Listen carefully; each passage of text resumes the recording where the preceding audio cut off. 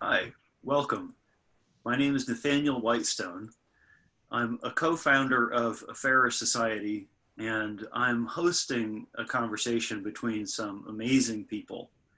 We have here with us Aneira from XR and Indra from The Alternative UK, Swarnalakshmi Ravi from the Inclusive Neighborhood Children's Parliament's global movement, and Joseph from the Neighborocracy global movement.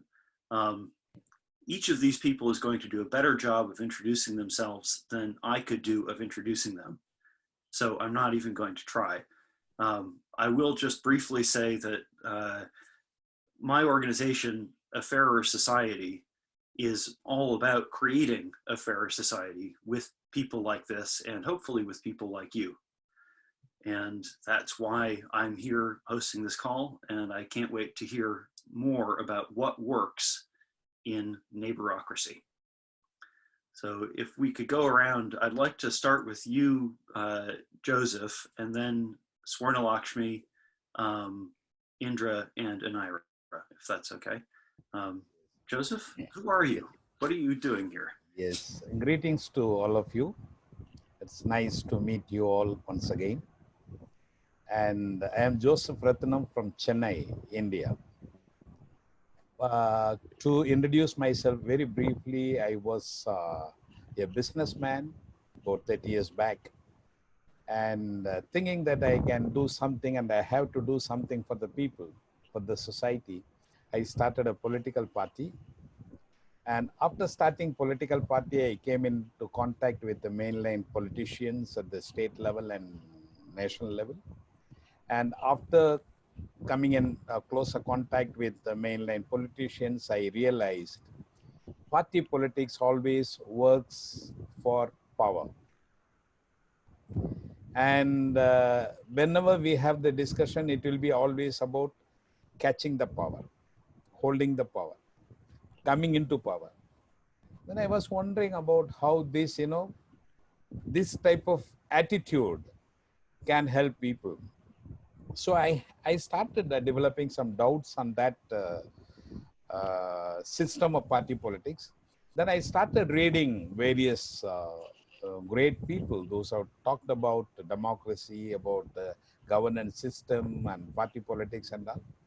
And one such a great leader whom I read was Ambedkar, who talks very beautifully about democracy and the system of governance and the party politics. And he explains, even if a saint comes down from heaven and starts a political party to do the service to the people, he cannot change the system, and the system will change him. And he explains further how it is. He says to run a political party, money is needed. You need money. And to get the money, you'll have to stretch out your hand. Once you stretch out your hand for money, then you'll have to compromise. Then once you compromise, your intention of serving the society vanishes. Then you start serving the people who give you money. That's how the whole thing changes. And he says, the system will change you. And once I realized that, then I realized that I am in the wrong track. Then I'll have to work on a system where people can be really served and where people themselves can be actually taking part in day-to-day governance. And while I was reading further, I read Mahatma Gandhi, and he says, 20 people at the center cannot decide the political, social, and economical fate of 40 crore people. 40 crore, he means that was, when he made this statement, the population of India was 40 crore. That's what he means. And he says, governance should not be from top, but it has to be from the bottom, from the grassroots level. And he names it as Gram Rajya.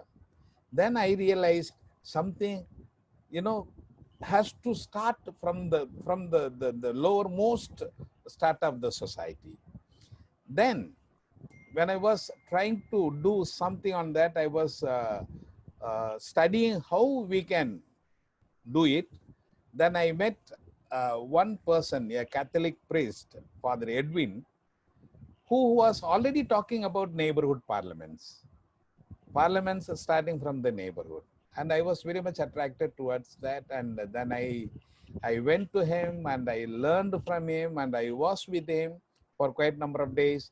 Then I organized my own party cadres and my own group of friends to attend this training by him. I learned and questioned a lot and learned.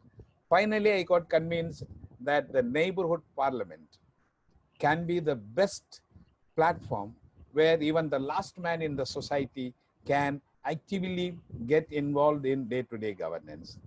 And once I was convinced, I took it upon myself as my apostolate or as my ministry. And I wrote the first book on Neighborocracy.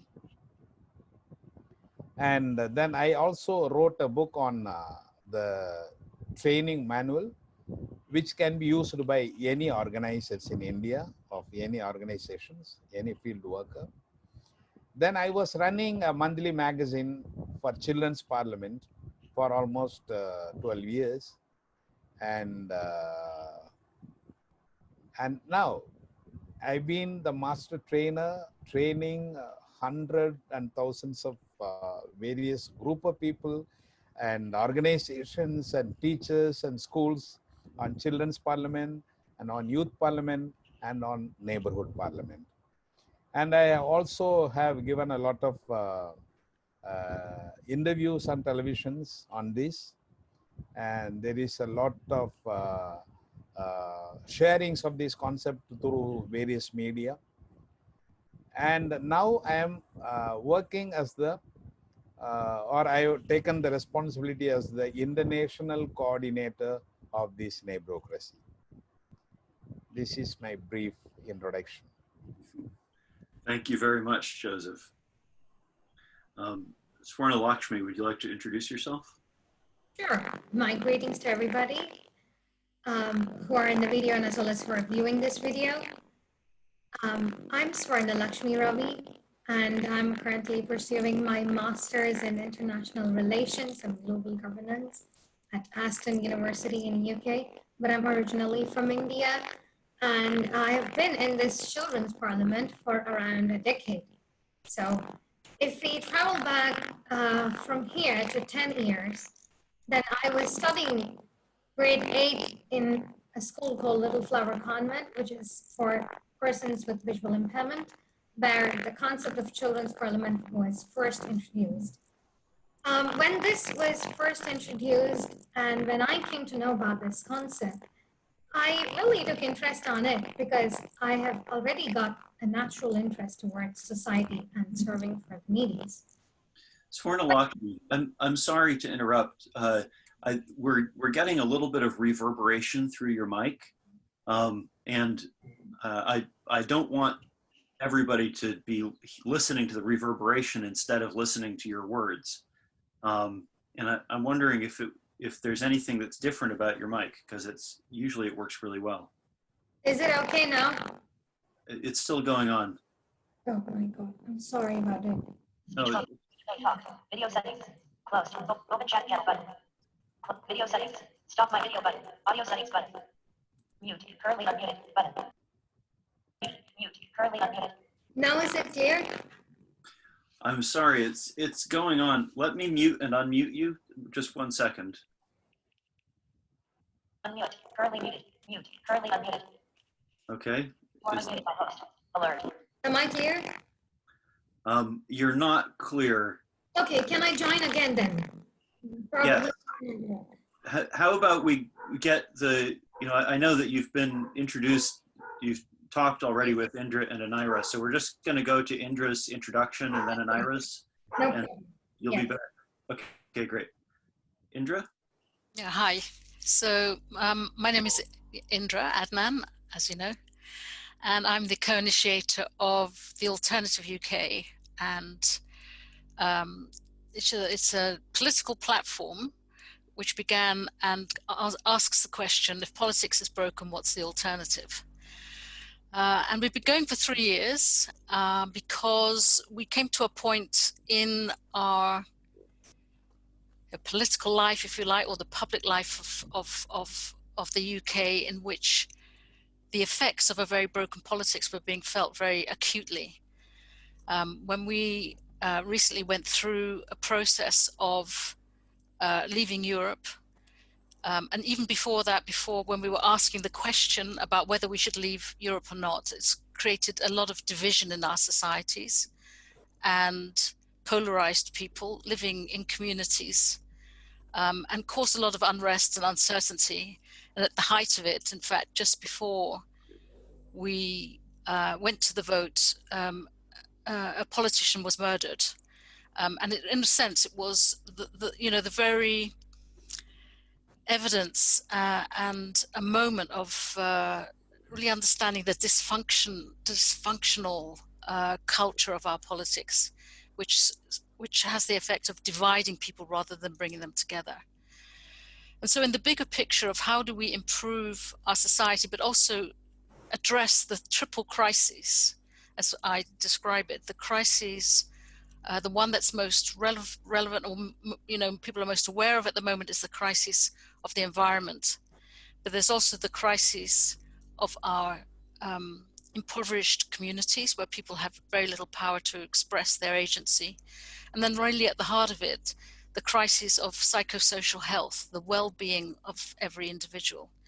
So the way that we're looking at it is there's a connection, a direct connection between the lack of well-being and the lack of agency of the ordinary citizen connected to the destruction of our planet. There's a direct connection between those two, and that the place that we would probably best heal it and reinvent it is within our communities, where it's possible to create relationship and trust between people.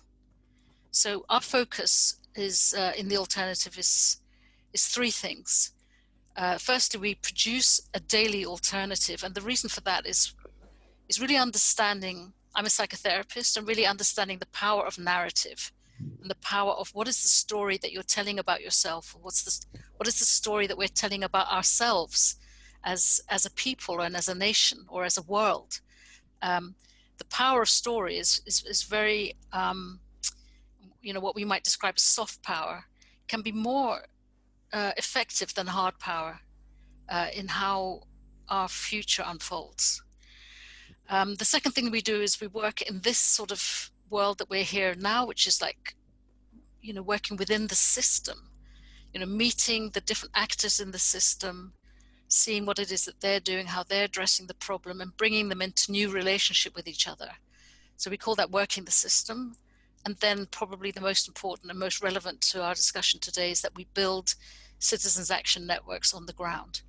So the idea of a citizens' action network is really very plain.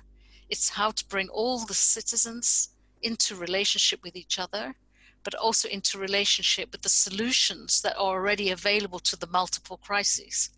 And many of those solutions are coming from outside of your own community, or the cutting edge of those solutions are from all over the world. So we call this cosmo-localism, how to bring the whole world into your community and all the people into connection. So it sounds very ambitious, but in fact, the things that I'm learning in the process, and that we're all learning in the process, is that very small shifts in our behavior and in our way of being in the world could make quantum shifts in the world at large. So one of the things I learned from you last week, for example, is the notion of responsibility with every child and with every adult. I mean, that shifts everything in my view. If we can somehow understand the nature of that. But being able to understand the nature of that and how to teach it and how to create an education that nurtures responsibility is our big challenge. So I think that's enough from me.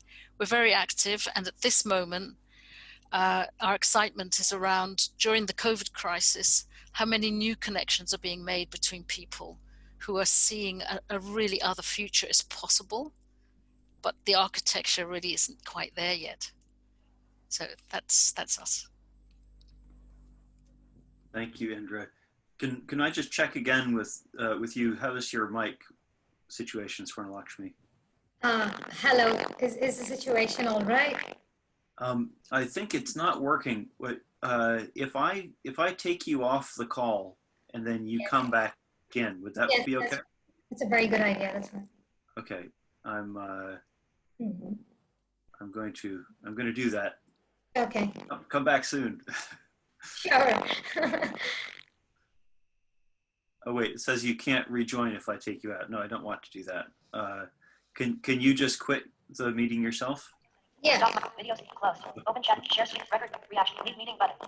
Leave meeting. Do you want to leave this meeting? Window. Cancel button. Okay.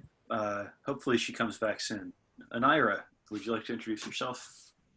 Yeah. Hi. I'm Aneira, and at the moment I'm doing a lot of work with the Future Democracy Hub, which is a group within Extinction Rebellion, and a bit about how I came to that group. I was involved in their October rebellion in the People's Assemblies, and was helping organise the People's Assemblies for one of the sites that was taken in London. And kind of prior to that, I'd watched XR from the Fringes, but was quite impressed with their organisation. And then I was just completely blown away by People's Assemblies. I think they are such an incredible process. And it was my first introduction to them. And then I was kind of helping to facilitate them daily more. And yeah, I just saw this kind of really considerate way of communicating that ensured everyone's voices were heard. And from that, I got more involved in the People's Assembly Circle, and then also took People's Assemblies to schools. So I was a teacher, and now I make educational resources for teachers, and I've embedded People's Assemblies in a lot of what I do.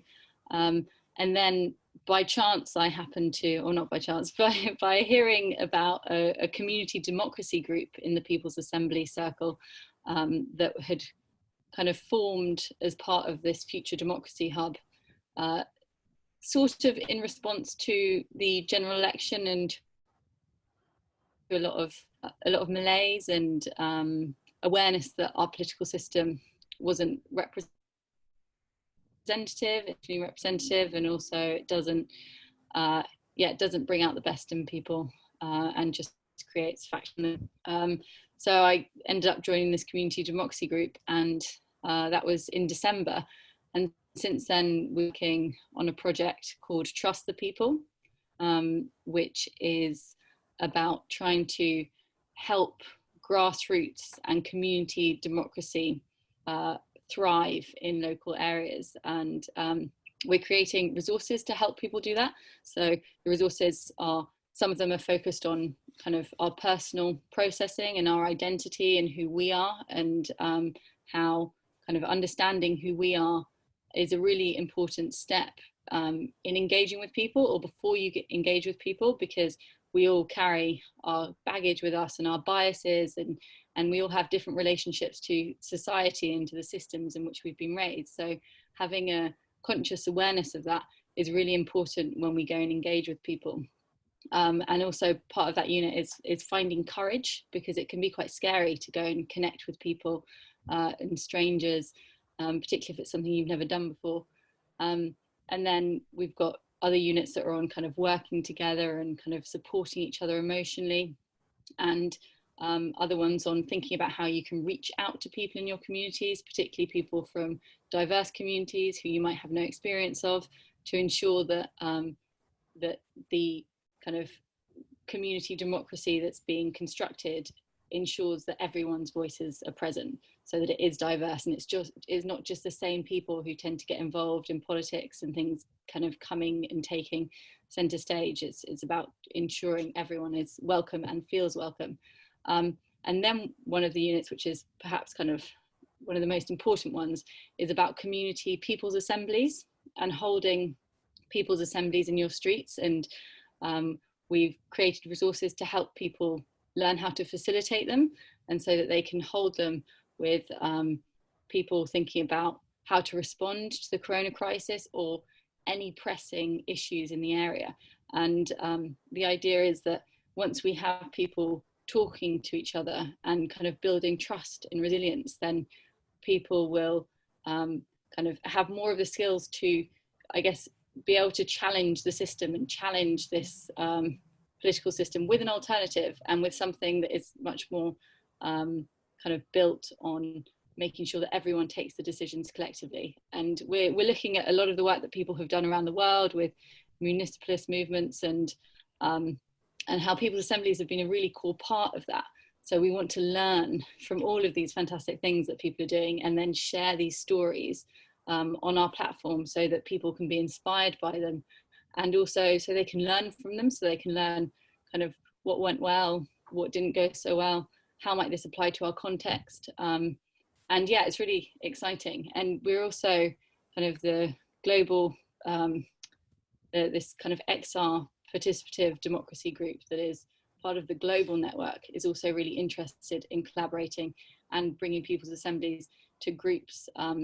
They have a lot of connections with people in countries in the global south, and they're interested in bringing people's assemblies. So it kind of feels like there is this appetite for this community democracy, and for a democracy that's really empowering, and it is actually a democracy that does actually include people, and that does actually give people a say in how their communities and societies are run.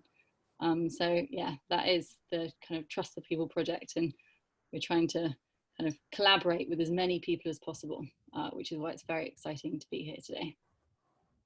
Great, thank you, Aneira. And Swarnalakshmi, how's your mic doing? Hello, Nate. Oh, Hey. perfect.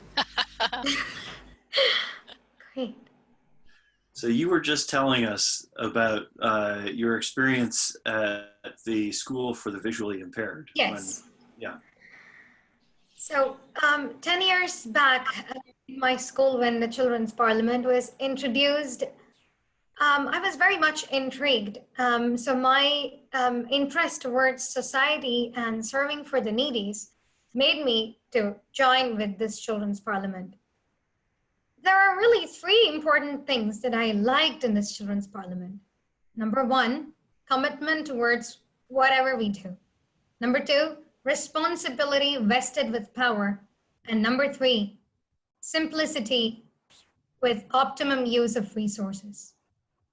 So these things made me to be even more fervent in this Parliament, which took me to join in the state level Children's Parliament as its finance minister.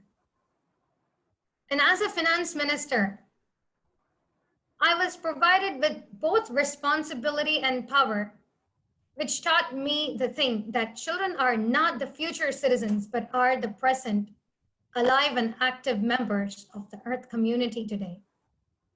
So as Abraham Lincoln rightly puts it, that democracy is for the people, of the people, and by the people. This Children's Parliament was for the children, of the children, and by the children. It really intrigued me a lot.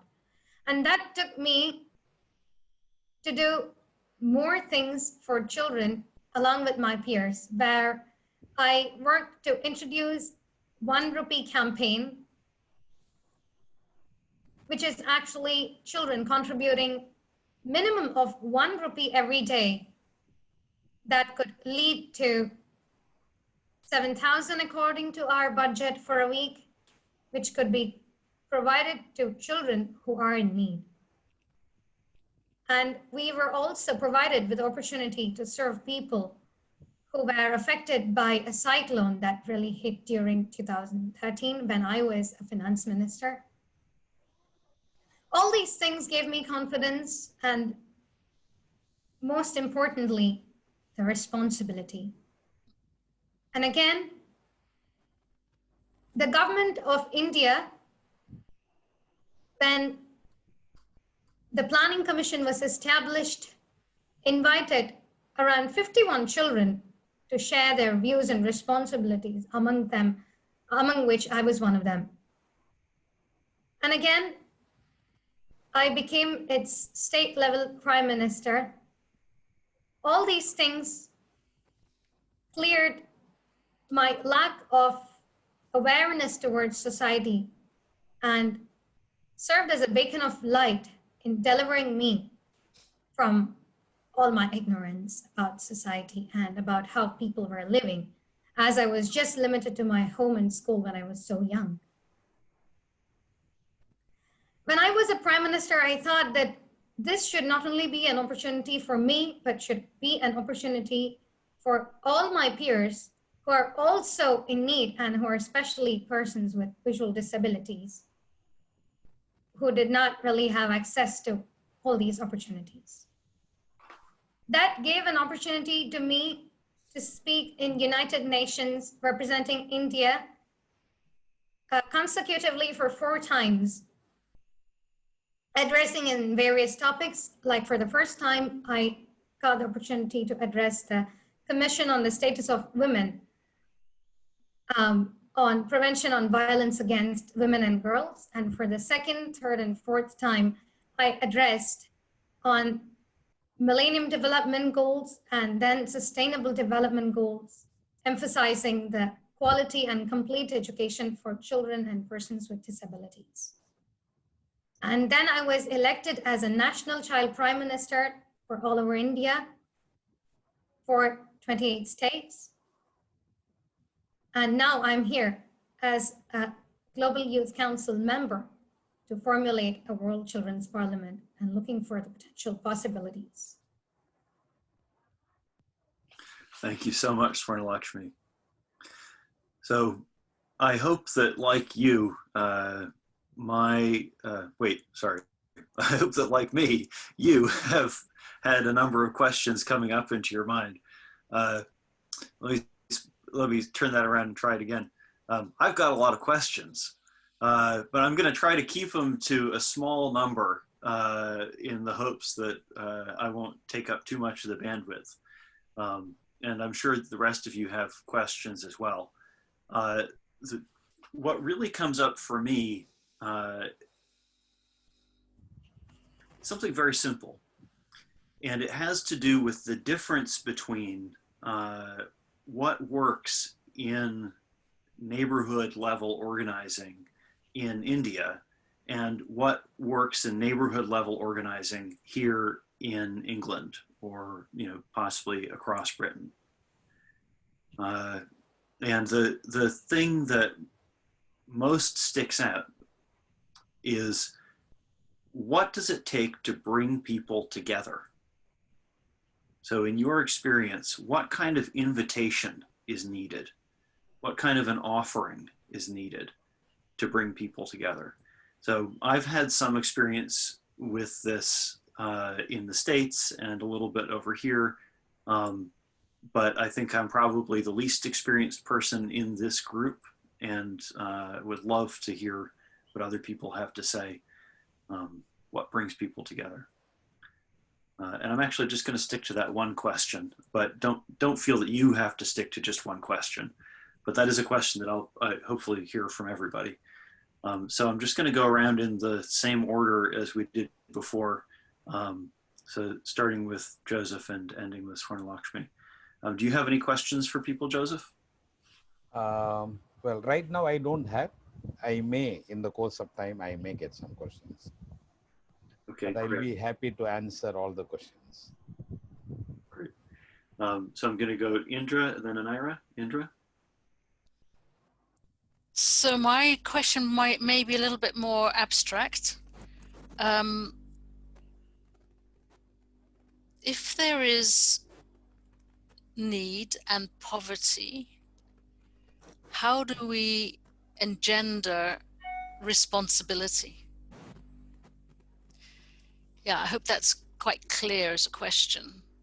And not just to give it a little bit of context, that quite often in our society, there is a story around vulnerable people needing help rather than being the source of our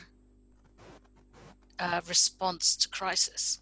So how do we shift that sense of where there is vulnerability, we need help, to every single person is a source of the change that we wish to see. So that's my question. How does responsibility arise? Thank you, Indra. Aneira? So mine's kind of more to find out a bit about the practical steps with forming neighborocracy in different parliaments. Like, how do you go about doing that in new areas where they don't have them? Or yeah, what kind of steps do you think you need to take to do that? How can we bring that to the streets of the UK, I guess, is my question. Great. And Swarnalakshmi? Well, my question is, how would we collaborate with different movements of UK? Let me explain it a bit briefly. For example, we have got this movement, Neighborocracy. It's a system of governance. And how are we going to incorporate this in different movements of UK? And is there any legislative process or any acts that we should combine with or compile with? Wonderful. Well, so we got through that questions round extremely fast. Our answers, I think, will probably take a little bit longer. But I feel moved to say some things in response to that last one in particular. And I know that everybody else is going to have more to add on that. So I'll just, I'll put my stuff in. There are a number of different organizations that we're involved with.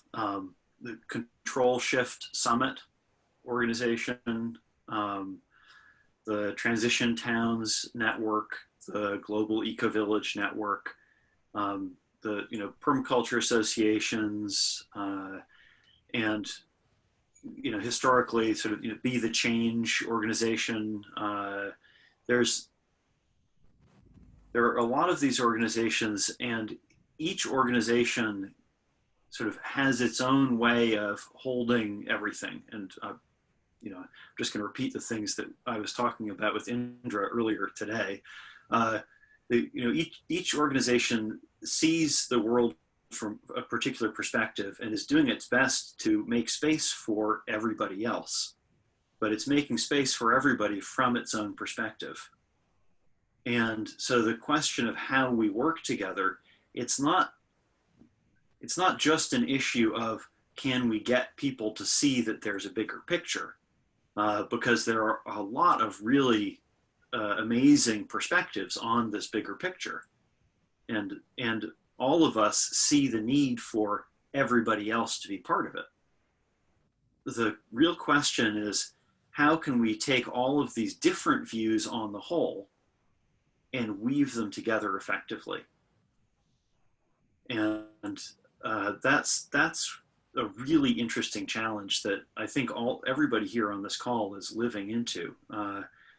And one of the answers for me is sociocracy. So obviously, most of you or all of you are familiar with sociocracy.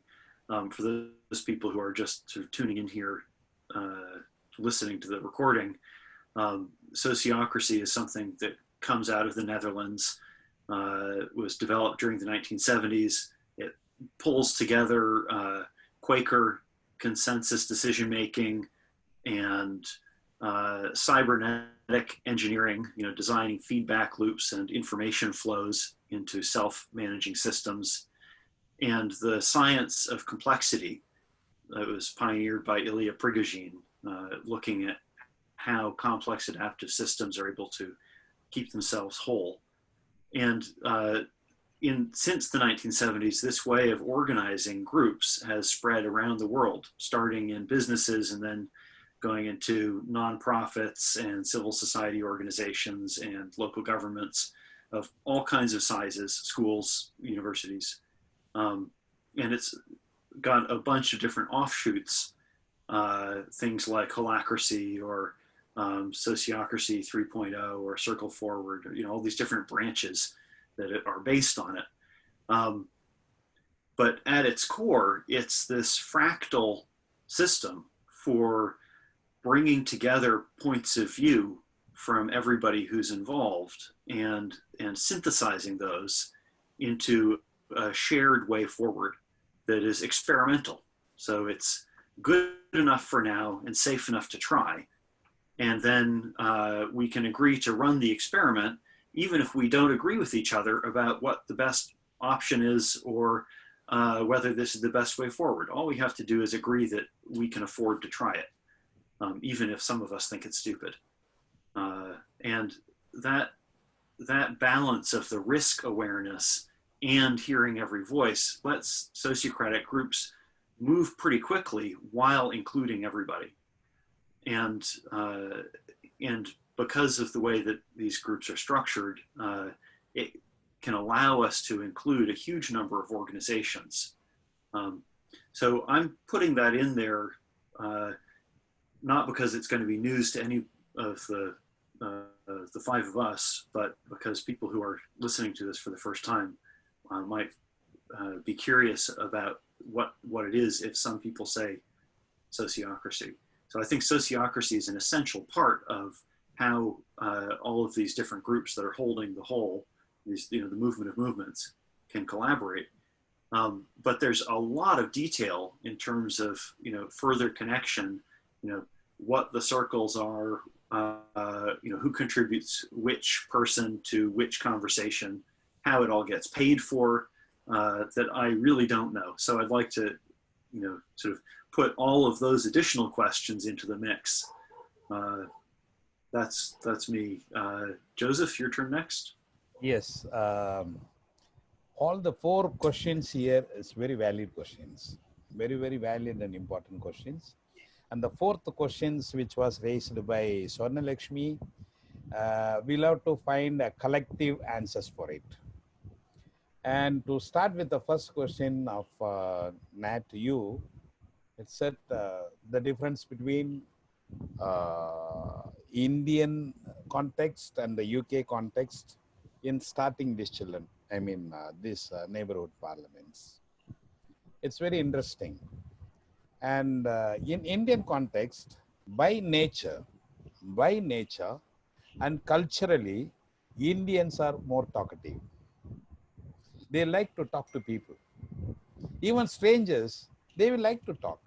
Only very lately, because of the type of people have become more, money-centered and job-centered and family-centered and all that.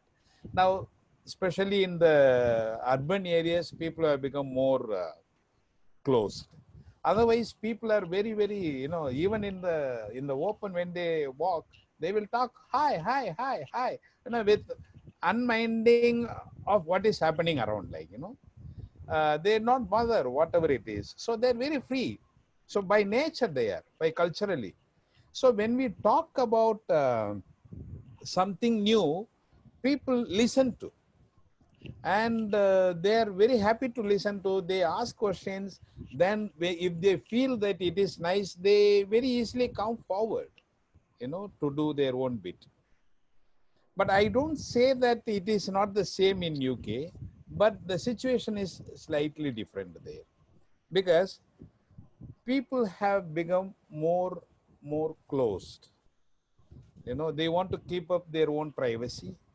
And they don't want others to get into their own personal space and all that, because we don't blame them, because as I observed in my last trip, I found people are so busy. They work for 12 hours, 13 hours. Then they have very little time for themselves. So that is one of the reasons they cannot open their space for others, because they don't have time for it. The main problem is people who don't have time, because if they try to spend some little time extra for their own selves, then paying their bills will be a very big problem. Paying their insurances will be very big problem, because living is very costly there. Everything is costly. They will have to keep on making money for it. So they cannot spare even little time for other things. So what happens, how we can make people bring together is when people face some crisis, people like to talk to the people next to them about the crisis. Until then, they don't want, because they are comfortable on their own way, and it goes on like that. And they just built a small, a wall around them, because they're busy with so many things, and they don't want to waste their time. But when there is a crisis, which is common to that particular area or a particular group of people, then immediately they look for somebody to talk to. For example, now the present situation, all lockdown. And now, as I told you the last week, I am receiving many messages from many people that they realize the importance of the neighbors now. They realize the need of the neighbors now, because now they're locked. Even for little things, especially those people, those who do not have any help, for the elders, the older people, those who live alone, they need somebody from the neighborhood to help them. And mental health issues, as we were discussing the other day, it's a very important factor. Somebody needs to talk to them. Somebody needs to listen to them. And if somebody is there ready to listen to people, and people will come out of the stress what they have, and automatically their mental health issues will improve. So the need in this situation in Indian context is different. The need in UK or European context is different. But in both the cases, it is required that people living in the same area, from the same neighborhood, come together to share their concerns, at least to first to start with, to know each other, to build their relationship and share their concerns, caring for each other. This all is needed. And sharing not only the financial aspect of the thing, material part of the thing, sharing their time, their talent, their knowledge, their information. So many things can be shared with the neighbors. So the context there is a bit different, but when there is some crisis, people always tend to come together. And we need not wait for some crisis to happen for neighbors to come together. There should be some initiative from from somebody to start creating this work. Meeting the neighbors, saying hello. I used to say this, when you knock the door of the neighbor may find it very strange that somebody is knocking the door and saying hello. Nobody knocks somebody's door to say hello. But I tell them, please go and knock the door of your neighbor and say hello, hi, give a good smile. Say that you are living in the same building, in the ground floor, on the upper floor, or whichever floor. You introduce yourself. And in the first instance, that person may just shut the door on your face. It doesn't matter. Give a big thanks and come off. And go next day, knock the door and say hi and give a bigger smile and say, I am so and so. And let him close his door on your face. Doesn't matter. Again, say big thanks and come off. Do it 3 times. Do it 4 times. And the 5th time, definitely, however hard that person is, will try to say, okay, my dear man, what do you want from me? Then you start with saying, I don't want anything from you. I just wanted to say hello to you. That's all. And I wanted to invite you to my home to have a cup of coffee. Please, will you come? I will share some coffee with you. I like to share things with people. Start with this. Try to show the real concern for the other person. Then it opens up. Humans are human. And everyone is good people. Everyone is good people, good person. But there is no opportunity for them to open up. Now you create an opportunity that they will open up. Once they open up, that's the end of it. Both of you go together to the third house, knock the door, say, hi, we live here together. That's how we'll have to organize. Then when something happens, easily they connect to each other and say, okay, this is what is happening. What shall we do? So far, they don't have this opportunity. They are just, closed with themselves. I don't know. They don't know whom to contact. Perhaps the corporation they call, or the police they call, or some other department they call, those who are far away from them. But the next door, there may be a doctor. The next door, there may be a doctor whose help you can immediately take if you know that person. So for this, in this context, the need is the same. The need of coming together is the same. And humans are the same everywhere. Everywhere people are very good. People are very good.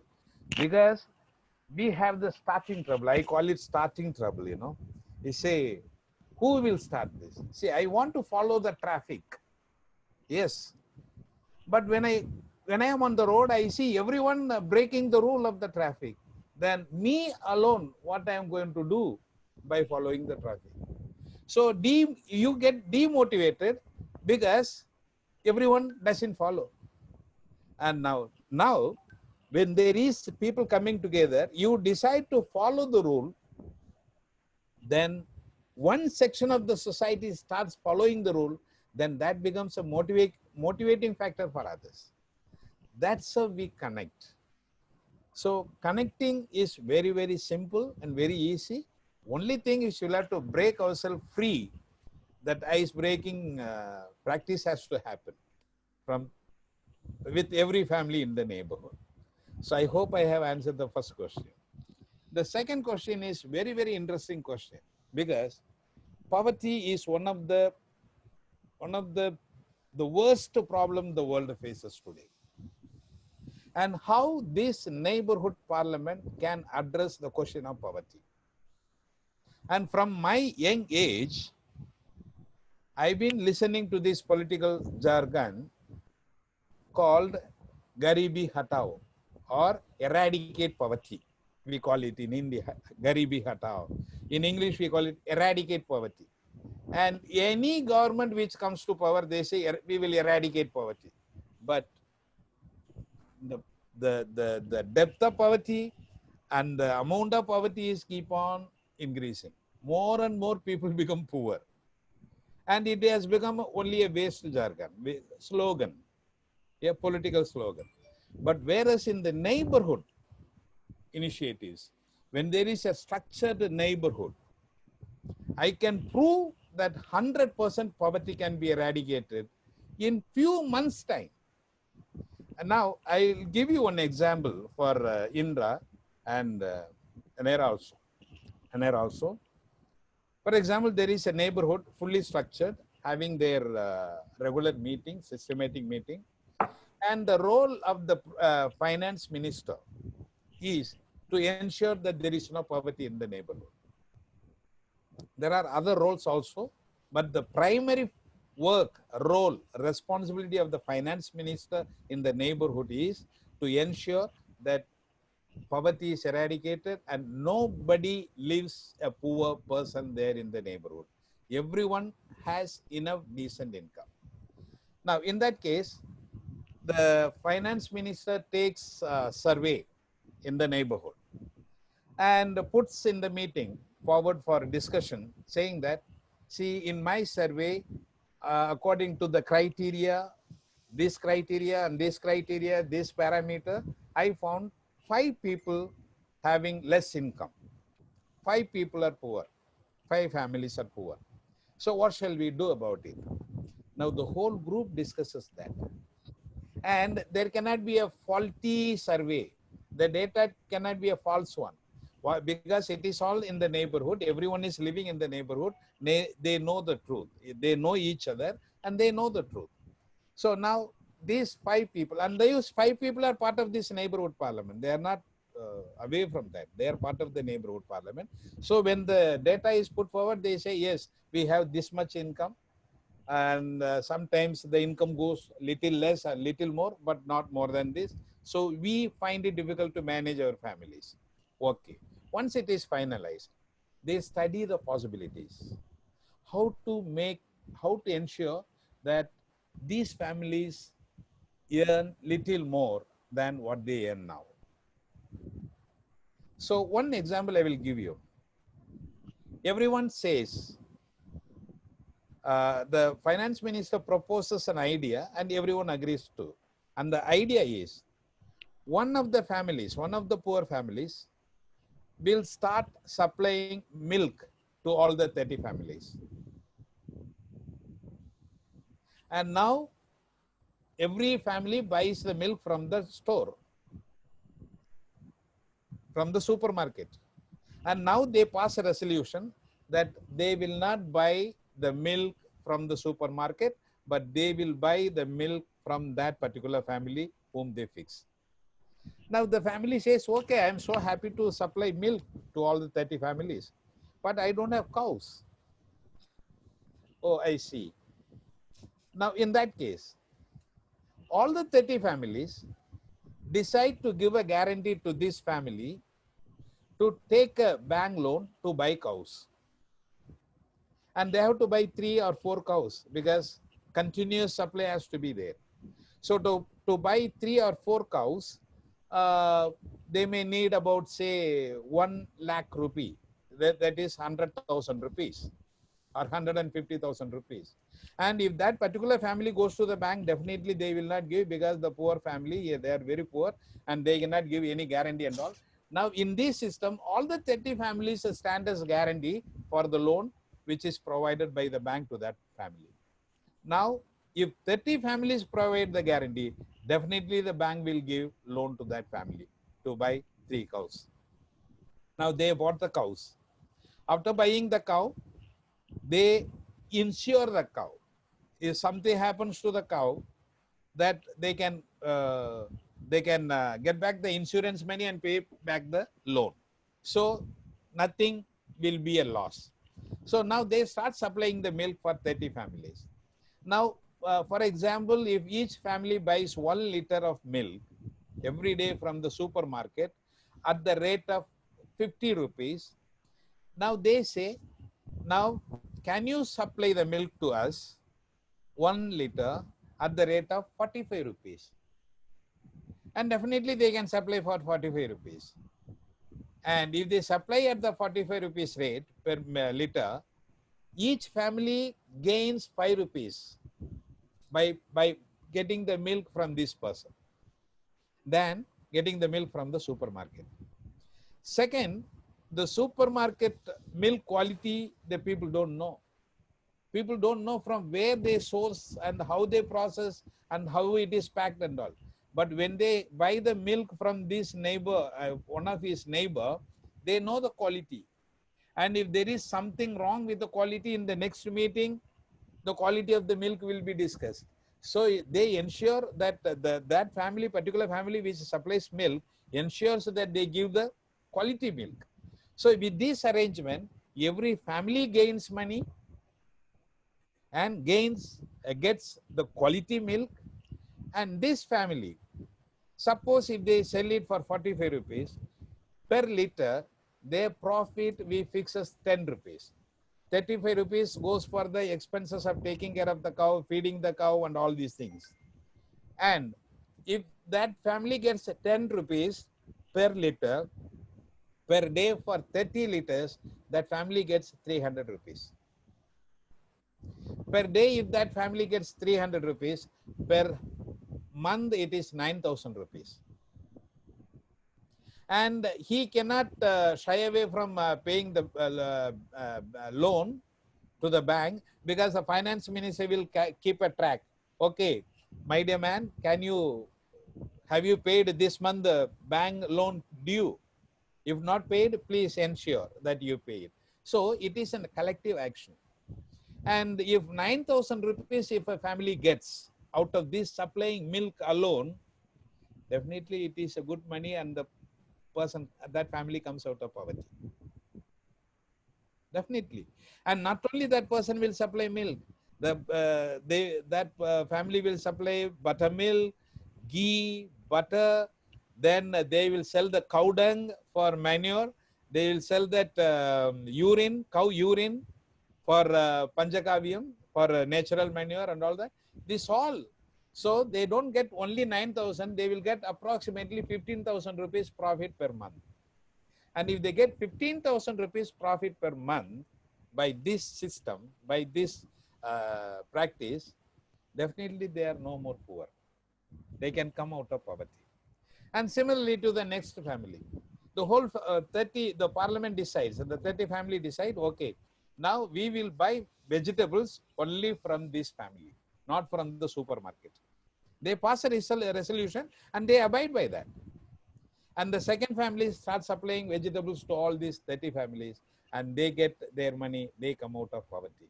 And the third family, they supply groceries for all the 30 families. And the fourth family, they supply the mutton, chicken, egg, and all that, all the non-vegetarian items, all these. So if this system is organized properly, for that, the precondition is the neighborhood parliament has to be established. A proper meeting, a system of operation has to take place. So in the meeting, they pass resolutions and they abide by the resolutions. And if it happens something like this, poverty can be eradicated. Indra?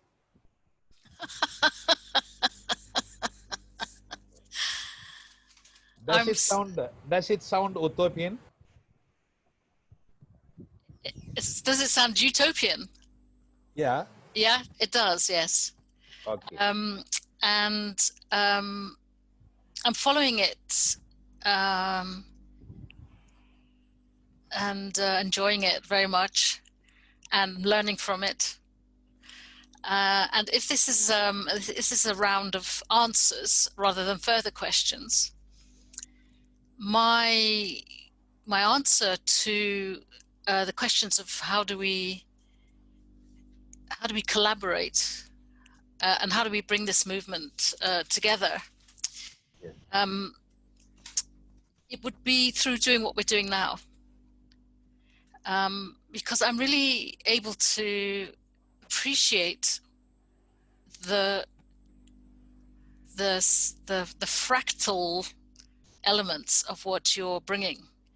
So what I mean by that is there are enough patterns in what you're describing that I could imagine appearing as well in our local communities. But at the same time, when they start to take hold, they will probably look very different from the way it looks in your community. Yes. But the essence of it, the principles that you're describing are absolutely the same, because I think they're human principles. So it's the movement from the I to the we, and understanding the interdependency of those two things. That is simply just true of life. There is no thing such as no man is an island, is the way we describe it. In the UK, we are all codependent and interdependent. So it's being able to really recognize that one person's need is another person's generosity or another person's offering. That the two things are always co-originating. But it's how to bring those things together will be different in each country. So it's really cultivating the ability to listen without feeling what's the word for it? To be able to move across boundaries without feeling competing senses of ownership.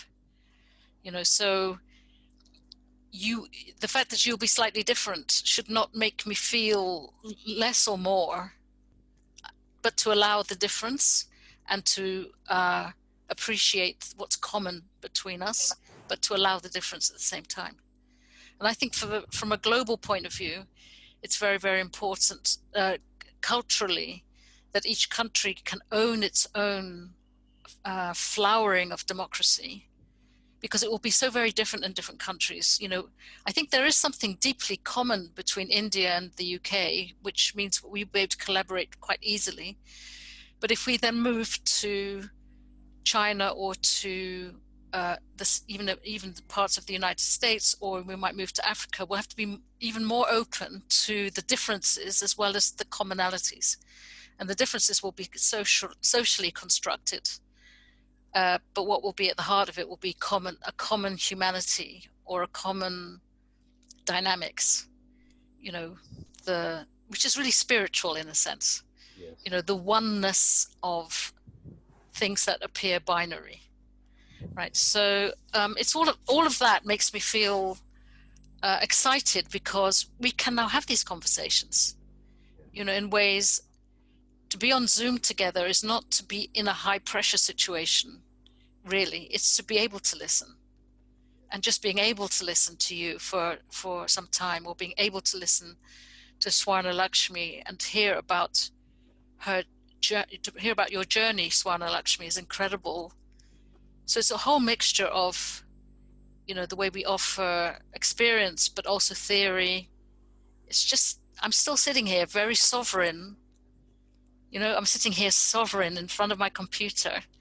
I can hear and I can absorb, and I don't feel obliged to do more than listen, but I'm able to absorb so much.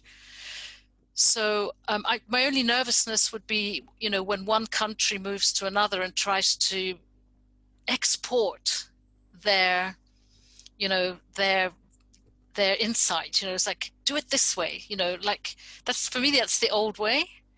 You know, the way that the UK or maybe America continues to tell the whole world, you know, we know how to do this. To me, that's quite ignorant.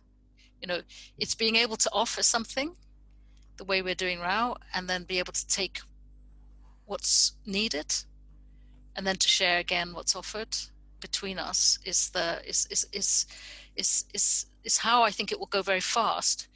And even within a society. So the way that, you know, for me in the UK, to listen and to see the way that they're doing it from, for example, Extinction Rebellion would be different from the way they were doing it in, you know, different parts of the country. But there's enough in common for us to feel we're in the same space together somehow. Yes. And it's that bigger space. And not anonymous, right? So making a relationship is the thing. For me to spend time, you know, in giving attention to somebody else's gift is going to change me forever. You know, so that's the experience of it. So yeah, that's one of my answers, I would say.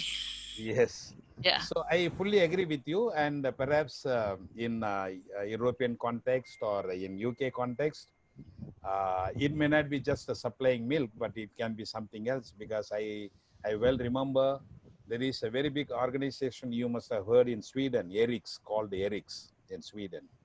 And they earn millions and millions of euros every month by recycling second-hand products. And whatever money they make out of that, they fund it in third world countries for various projects. So we can find methods. I didn't know that. What is that? ERIX? ERIX, yeah. ERIX. ERIX. There is a organization called ERIX. That's good. I'm going to, sorry, just I want to interrupt for a moment. We have 10 minutes left in our official time slot, and I really want to make sure we hear from Aneira. I will move on to that third question, that is forming neighborhood parliament by Aneira. Aneira, no? Yes, Aneira. So it's a very, very, very important question to be answered, because that is a starting point everywhere. And how do we start? Once we decide to start, first we choose the area where we are going to start. We'll be very clear. We cannot be random, you know, we can start here or there. No. You first fix the area where you are going to start. Do a mapping of that area. Take a data of that area. How many people live and all that. How many families are there, and the status of the families, and the structure of the area, and all that. Do the mapping. Once the data is taken, choose a particular neighborhood where there are about 30 families. It could be a same building, one apartment where there may be 25 or 30 or 32 families living together. That whole apartment can be one single neighborhood parliament. So choose the area, do the data such a way that you can choose a particular neighborhood. Once you have chosen the neighborhood, then you'll have to take personal initiative of meeting every family in the neighborhood. Suppose in the particular neighborhood you have, say, about 45 families or above 40 or 50 families. Divide that again into two. In the same apartment, you may be having 50 families. And then you'll have to divide that into two segments, two neighborhoods. Could be that the first 10 levels or 5 levels can be one parliament, and the next 5 or 7 levels can be another parliament, something like that. So you have, for that only you'll have to take the data of the neighborhood. Once you fix it, this is the neighborhood I am going to start with. Start meeting every family. Start meeting everyone. Start building that personal relationship with every family. And as I explained earlier, there may be some difficulties in meeting people because we are used to a different way of lifestyle, and we may be living under the same roof. We may be using the same pathway. We are using the same water line. We are using the same drainage line. We are using the same electricity line, but we don't know each other. We are very far from each other. Only a wall may be dividing between two families, but the distance between these two families is very, very miles apart because they don't know each other. Now, the person who starts the initiative, start meeting every family. Introduce yourself. Don't, we need not immediately talk about, that this, we'll have to come together. No, not needed at all. Just to say hello, a smile, and just know each other. And have a sharing of coffee, tea, and something like that. In some cases, you may have to self-invite yourself in somebody's house. You'll have to self-invite yourselves because sometimes some people are hard. They don't want to talk to strangers. But the person who takes the initiative, the organizer, has to be talented enough with very good communication skills so that easily the relationship is built. Once the relationship among all these 30 identified 30 families is done, you can organize for a small neighborhood gathering. Create an occasion.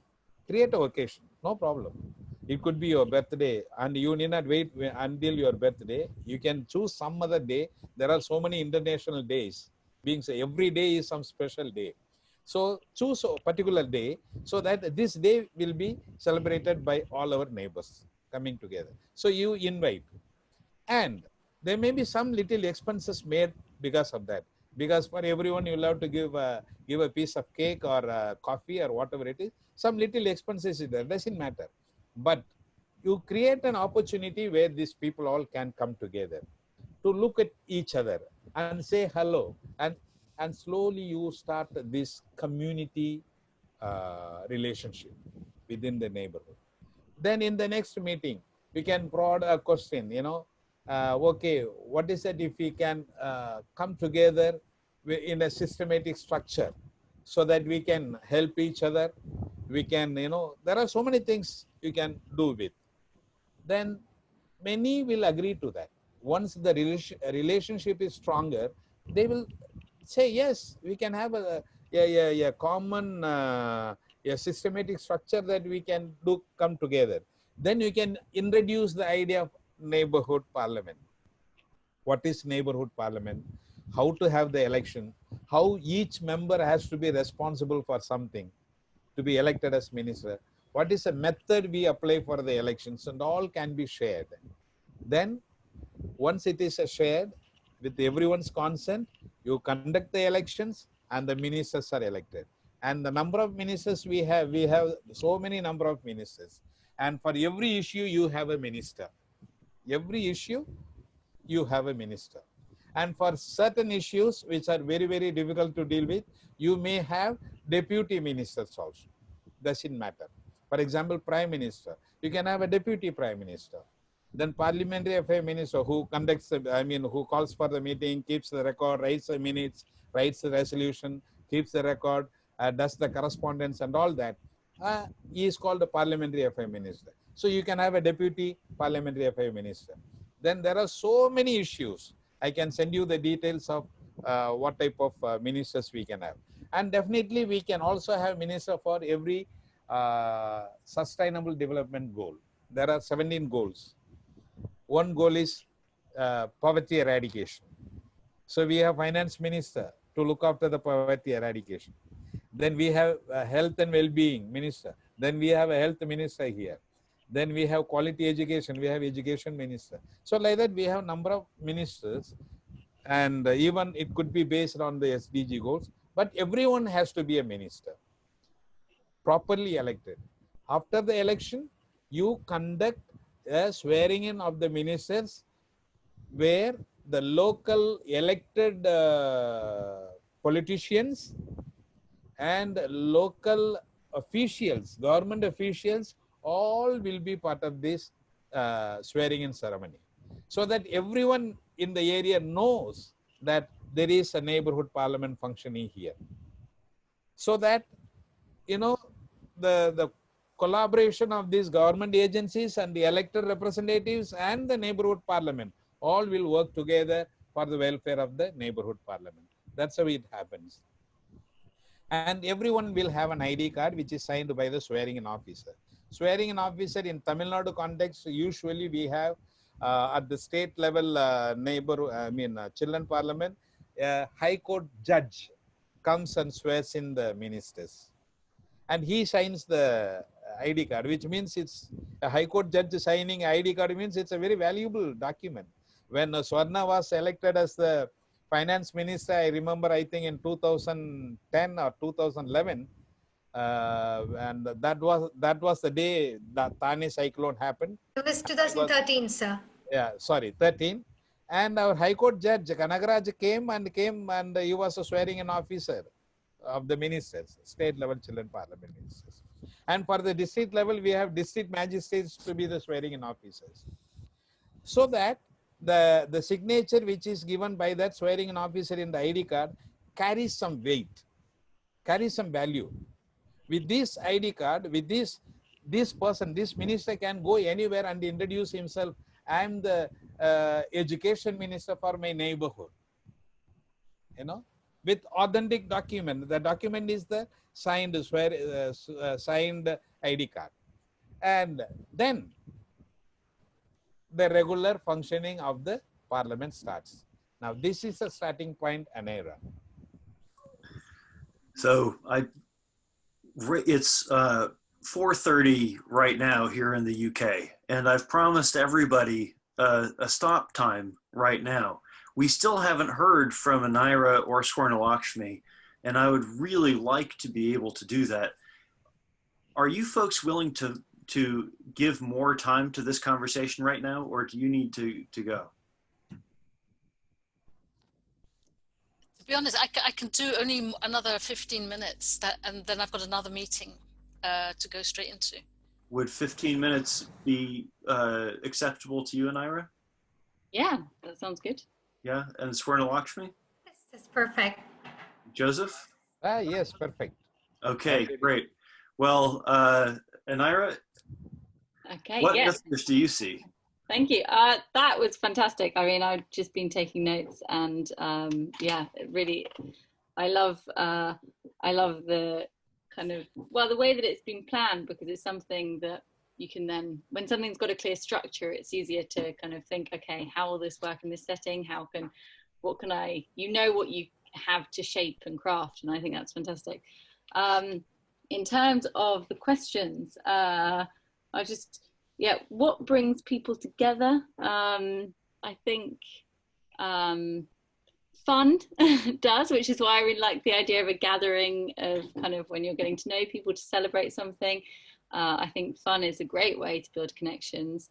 And another way is also kind of an openness, I guess, a desire just to learn from others rather than push a certain agenda. So if you're going out and just kind of wanting to connect and that being the only purpose, then I think that can be very powerful. If I'm just going to go through several of them. So yeah, the poverty one, how do we engender responsibility if there's need in poverty? I think that, well, from my experience of having worked with a lot of young people in different contexts, I think when people are given responsibility and feel like someone's trusting in them, it's so transformative and powerful. And you see that with the kind of kids who might traditionally misbehave at school. Actually, if they're given a role, then they're like, yes, someone believes in me and someone has faith in me. So I think often kind of with the people where there is need in poverty, it's so important to give people opportunities of responsibility rather than it just being this kind of top down thing, because that doesn't make people feel like they're worth anything. If it's always like my relationship is kind of, well, it makes it quite hierarchical, doesn't it? Kind of like this idea of this dependency. And actually, if you facilitate people into being independent, I think that's very empowering. Like the example with the cow and doing it like that. So I think there's, giving, putting faith in people and giving them responsibility, I think is the way to respond in those situations.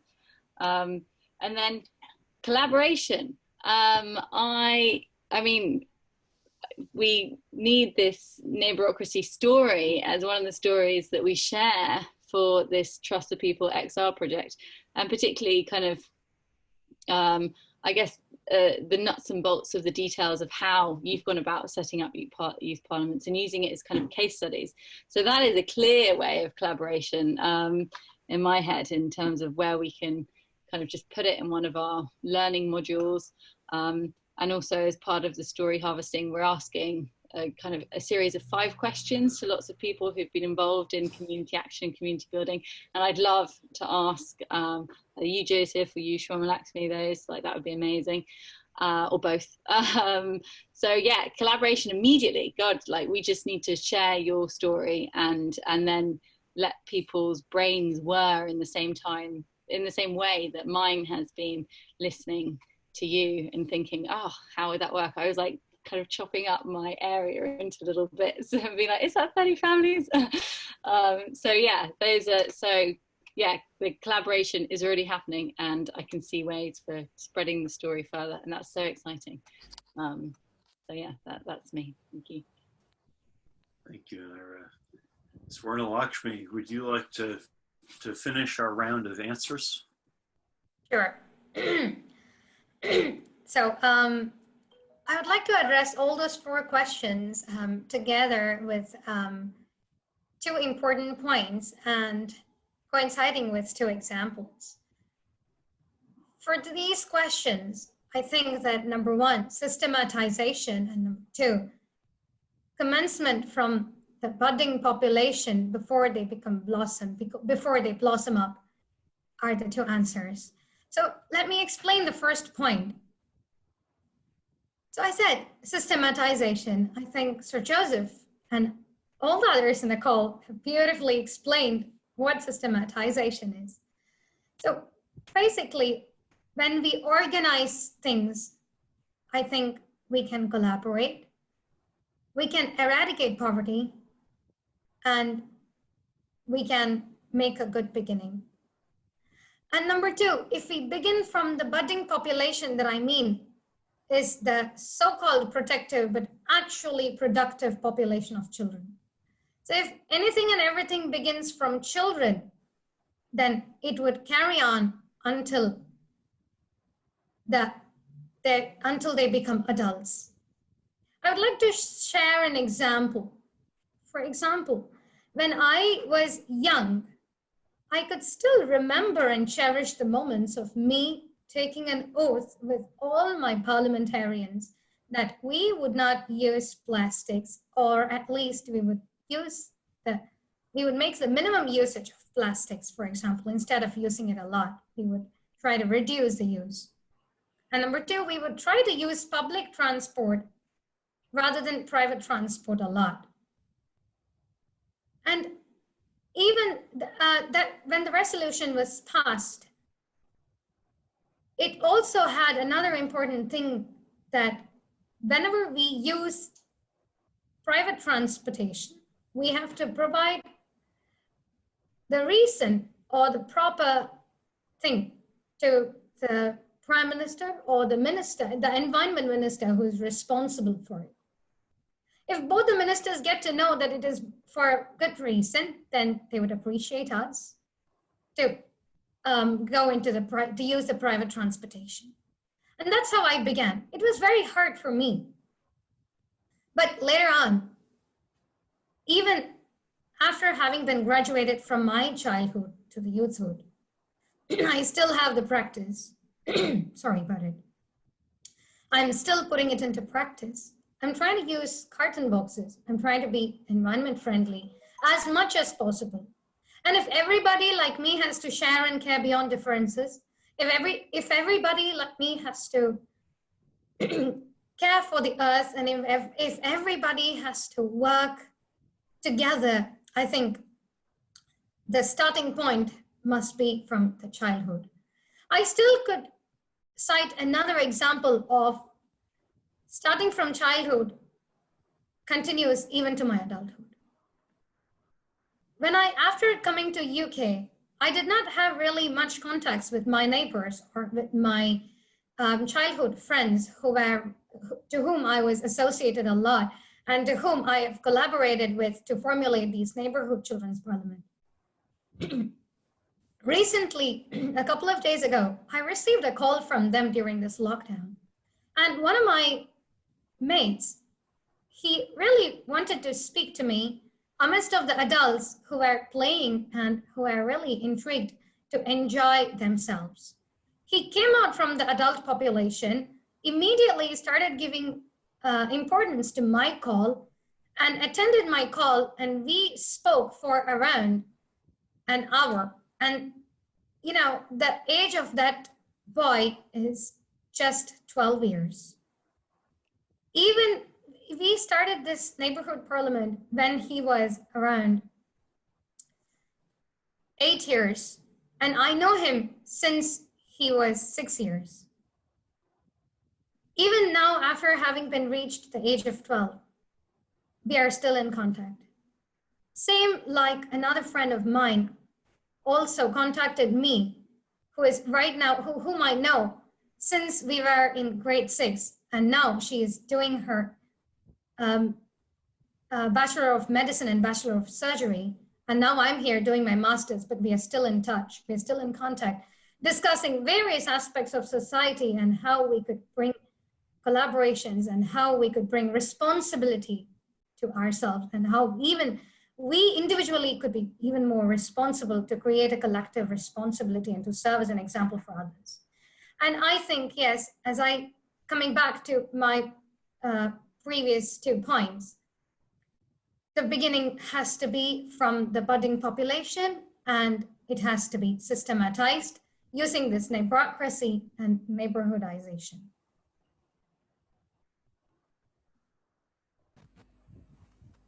Thank you. Thank you. Thank you very much. So this time, it seems to me like our biggest theme has been starting.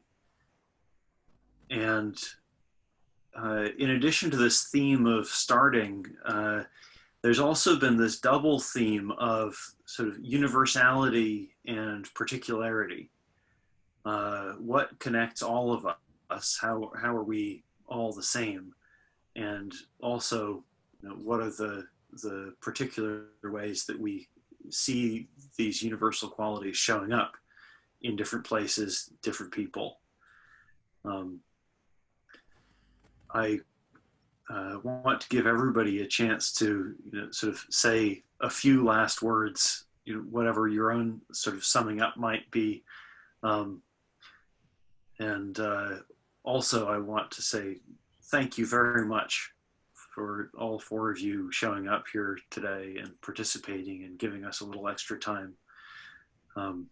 I look forward to sharing the links with you so that you can share these with other people as well. And maybe we'll have more of these in the future. Joseph, any last words? Yes.